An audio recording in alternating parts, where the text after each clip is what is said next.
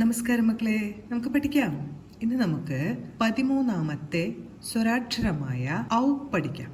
ഔ എഴുതാനായി നമ്മൾ കഴിഞ്ഞ ക്ലാസ്സുകളിൽ പഠിച്ച ഓയാണ് ആദ്യം എഴുതേണ്ടത്.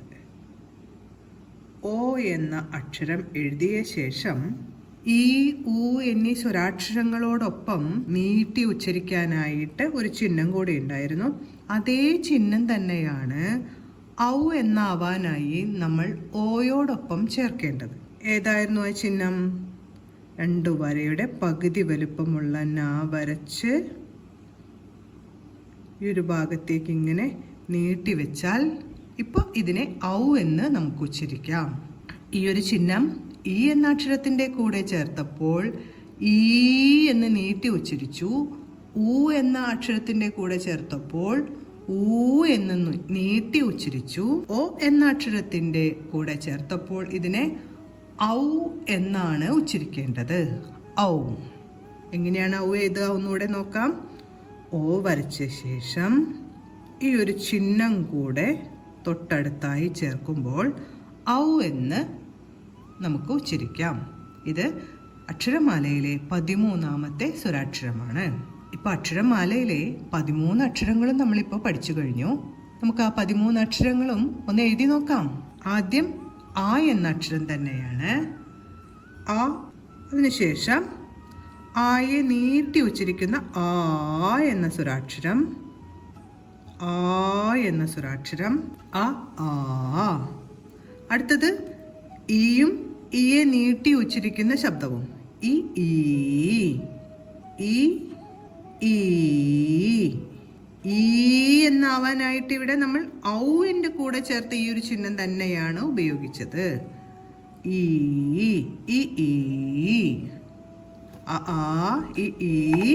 അടുത്തത് ഊ ആണ് കേട്ടോ. ഊ എന്ന് എഴുതണം. തൊട്ടടുത്ത് ഊ നീട്ടി ഉച്ചരിക്കുന്ന ശബ്ദവും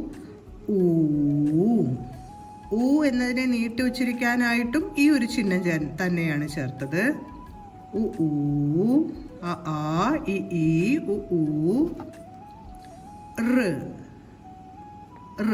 എ എന്ന ശബ്ദം വരുന്ന 3 അക്ഷരങ്ങളുണ്ട്. A I. ഏതൊക്കെയാണ്? ആദ്യം എ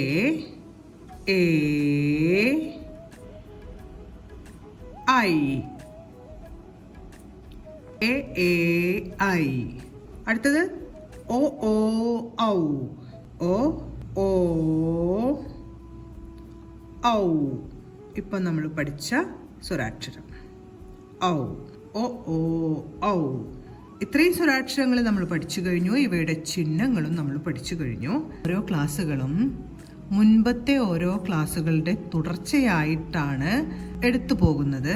അതുകൊണ്ട് തന്നെ മൊഡ്യൂൾ 1-ലെ 1ാമത്തെ പാഠം മുതൽ ഒന്നുപോലും സ്കിപ്പ് ചെയ്യാതെ എല്ലാ പാഠങ്ങളും പഠിച്ചാൽ മാത്രമേ ഇതുവരെ പഠിച്ചിട്ടുള്ള എല്ലാ അക്ഷരങ്ങളും ചിഹ്നങ്ങളും നമുക്ക് എഴുതാനും വായിക്കാനും സാധിക്കുകയുള്ളൂ.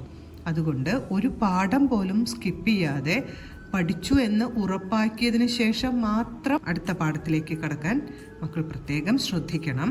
13 അക്ഷരങ്ങളെ ഇപ്പോൾ ആയിട്ടുള്ളൂ. ഇനി 2 അക്ഷരങ്ങളും കൂടെ സ്വരാക്ഷരങ്ങളിലുണ്ട്. അക്ഷരമാലയിലെ സ്വരാക്ഷരങ്ങളിൽ 15 അക്ഷരമാണ് വരുന്നത്.